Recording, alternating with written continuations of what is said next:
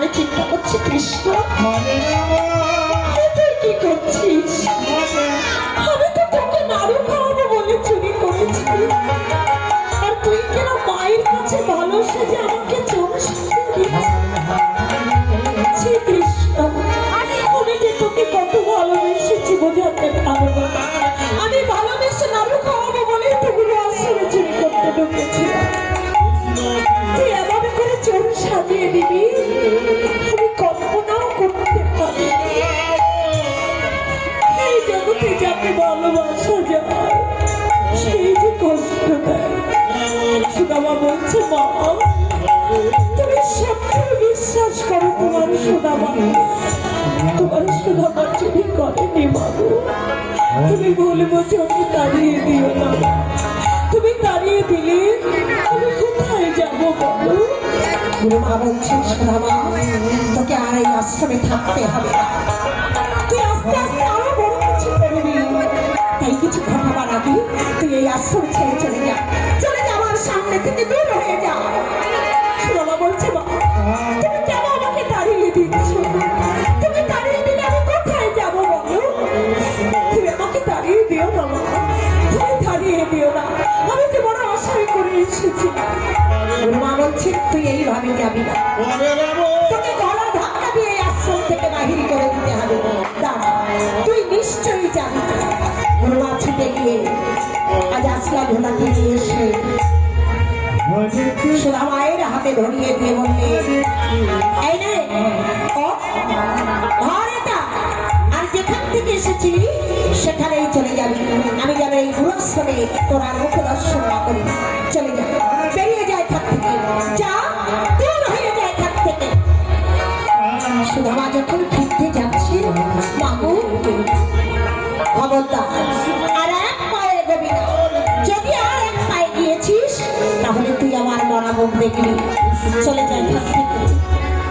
সুদামা বলছি, মা তুমি কি বললে? আমি তো তোমাকে বড় ভালোবাসি, আমি তোমার মরা মুখ দেখতে পারবো না মা, আমি চলেই যাচ্ছি। কিন্তু মা তোমার বড় কষ্ট, তুমি আমাকে ভুল বুঝে তাড়িয়ে দিলে, সত্যটা যাচাই করলে না, কৃষ্ণের কথা শুনে তুমি আমায় ভুল বুঝলে। বাবু যাকে বিশ্বাস করলে সেই যে তোমাকে আঘাত দিল। আমি চলে যাচ্ছি, তুমি ভালো থেকো, আর কোনোদিন তোমার সুদামা তোমার কাছে আসবে। সুদামা চলে যাচ্ছে। গুরুমা বললেন, কৃষ্ণ দেব চলো চলে যাও, চল বাবা, চল ঘরে ফিরে যাও, আয় আমার সঙ্গে। মা চলে গেলেন। রাধে রাধে গোবিন্দ মনে মনে চিন্তা করছে, তাই তো এতটা করা আমার উচিত হয়নি। সুদামা যে আমাকে খাওয়ার জন্য নাড়ু চুরি করেছিল, কিন্তু আমি মায়ের কাছে ওকে চোর সাজিয়ে দিলাম। যাই একটিবার সুদামাকে ফিরিয়ে আনি, নইলে যে চলে যাবে। যাই আমি সুদামাকে ঘুরিয়ে আনি। সুদামা আজ গঙ্গার তীরে বসে কাঁদছে আর বলছে, কৃষ্ণ রে তুই কি করলি? কেন এমন করলি? আমি কি এমন অপরাধ করেছি তোর চরণে, যার কারণে তুই আমাকে চোর সাজিয়ে গুরু আশ্রম থেকে তাড়িয়ে দিলি? ও আমি বুঝেছি, তোকে যারা বেশি ভালোবাসি তাদের তুই এমনি ভাবে কষ্ট দিস। আমাকে কষ্ট দিয়ে যদি ভালো থাকিস ভালো থাক, আমি তোকে বাধা দেব না। কিন্তু কৃষ্ণ কি অপরাধ করেছিলাম তোর চরণে? আমি তো তোকে বন্ধু রূপে ভালোবেসেছি। কি খাবে দাদু? তুই তো খেলি না। গোবিন্দ ছুটে এসেছে। সুদামা, ও সুদামা, আমার ভুল হয়েছে, এই দেখো আমি কান ধরেছি আর আমার কোনো দিন করবো না। কি গো একটিবার তাকিয়ে দেখো, এই দেখো আমি কান ধরেছি, হাত জোর করছি আর আমার কোনো দিন করবো না। চলো ফিরে যাই। কি গো কথা বলবে না? সুধামা বলছি কেমন এসেছো তুমি? কি করতে এসেছো? আমি কতটা কষ্ট পেয়েছি দেখবে বলে এসেছো তো? তুমি শান্তি পেয়েছো তো? সুখ পেয়েছো তুমি? গুরুমা বলে বুঝে আমাকে তাড়িয়ে দিয়েছে, তুমি খুশি হয়েছো তো? তাহলে কেন এসেছো? চলে যাও এখান থেকে। এসো না চোরের কাছে। চোরের কাছে এলে তুমিও যে চোর হয়ে যাবে। গুরুমা আমি তোমাকে ভুল বুঝবে। চলে যাও, এসো না আমার কাছে। আমার বড় ক্ষুধা লেগেছে, নাড়ু দুটো দেবে? দাও না নাড়ু দুটো, নাড়ু দুটো দাও না, আমি নাড়ু দুটো সেবা করবো। এই কথা যখন বলেছি সুধামা বলছে কৃষ্ণ তুমি চুরি করা নাড়ু খাবে কেন বলো? আমি তো চোর, তাই তো মা আমাকে তাড়িয়ে দিল। তাই এই চুরি করা নাড়ু আমি তোমাকে কিছুতেই খেতে দেবো না। তুমি চলে যাও এখান থেকে, চলে যাও। কৃষ্ণ বলছে আমার ভুল হয়েছে, নাড়ু দুটো দাও না, আমি খাবো, আমার বড্ড ক্ষুধা পেয়েছে, দাও না নাড়ু দুটো। সুধামা বললেন এই চুরি করা নাড়ু তুমি কিছুতেই খাবে না, চলে যাও, চলে যাও বলছি।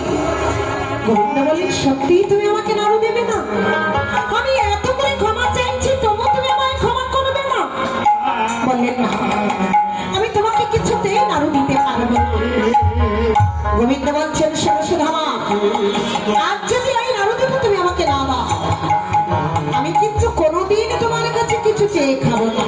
এই কথাটা কিন্তু আমি তোমাকে বলছি, সত্যি যদি তুমি নাড়ু না দাও আমি কোনোদিন তোমার কাছে কিছু চেয়ে খাবো না, খাবো না, খাবো না। সুধামা বলছে তুমি খাবে না তো আমার কাছে কিছু চেয়ে? বেশ, তোমাকে খেতেও হবে না, তবে তুমি শুনে রাখো আমি গৃহস্থলে ফিরে যাব না। আমি যদি বড় প্রাণদান করে তোমাকে ভালোবেসে থাকি, আমি তোমাকে কথা দিচ্ছি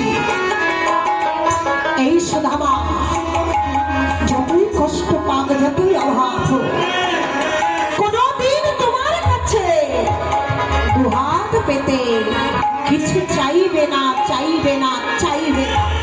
চলে যাও তুমি এখান থেকে, চলে যাও। আর এসো না তুমি আমার কাছে, চলে যাও। গোবিন্দ বলছি সুধামা এত বড় প্রতিজ্ঞা করলে তুমি আমার কাছে কোনো দিন কিছু চাইবে না?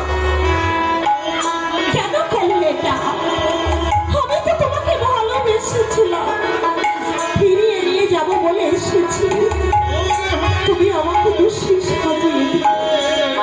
সত্যি আমি বুঝতে পারিনি। বেশ, তুমি যখন যাবেই না আমি চলে যাচ্ছি, কিন্তু একটিবার ফিরে তাকাও সুধামা। আমি একটিবার নয়ন ভরে তোমাকে দেখি, জানি না আর কোনোদিন তোমার সঙ্গে আমার দেখা হবে কিনা।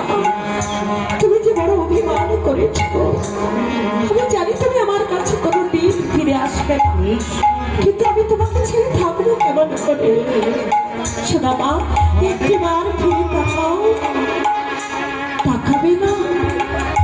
বেশ, আমি চলেই যাচ্ছি, তুমি ভালো থেকো সুধামা, তুমি ভালো থেকো।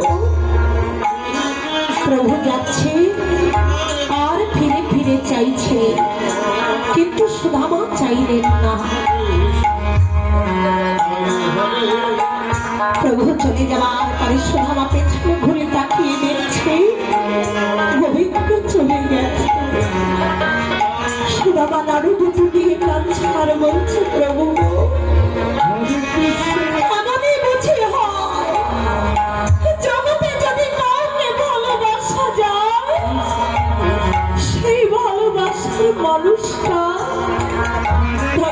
বড় কষ্ট দেয়। বলো না কেন এমন হয়? আমি তো তোমার জন্য চুরি করেছিলাম ভালোবেসে খাওয়াবো বলে। তুমি কেন আমাকে চোর সাজিয়ে দিলে? কেন আমাকে অপরাধী সাজিয়ে তাড়িয়ে দিলে? আমি কোথায় যাব বলো? কার কাছে গিয়ে আমার এই দুঃখের কথা বলবো? কে শুনবে শুধু মায়ের মনের কথা? কোথায় পাবো আমি এই মনের মানুষ? তার কাছে মনের কথা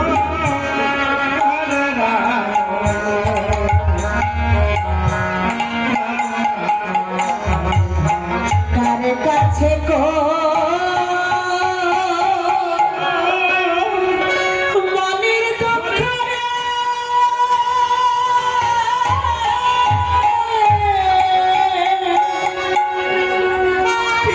মনের মানুষ কোথায় পাবো?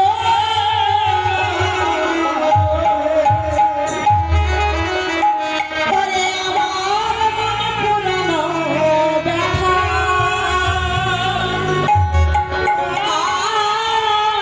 আমি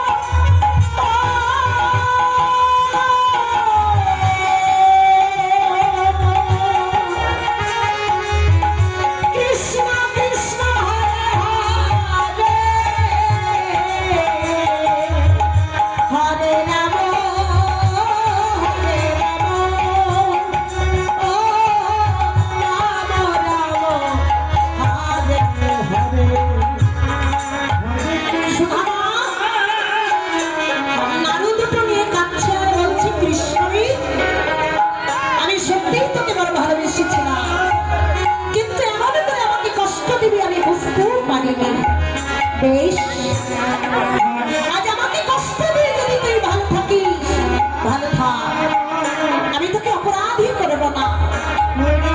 কিন্তু কৃষ্ণ আমাকে কষ্ট দিয়ে যেন তুই কোনোদিন কাঁদিস না। যদি কখনো তুই কাঁদিস তাহলে যে তোর ভক্ত সুদামা তোকে নিয়ে বড় কষ্ট পাবে। তাই আর এখানে আমি থাকবো না, যেখানে থেকে এসেছি সেখানেই চলে যাব।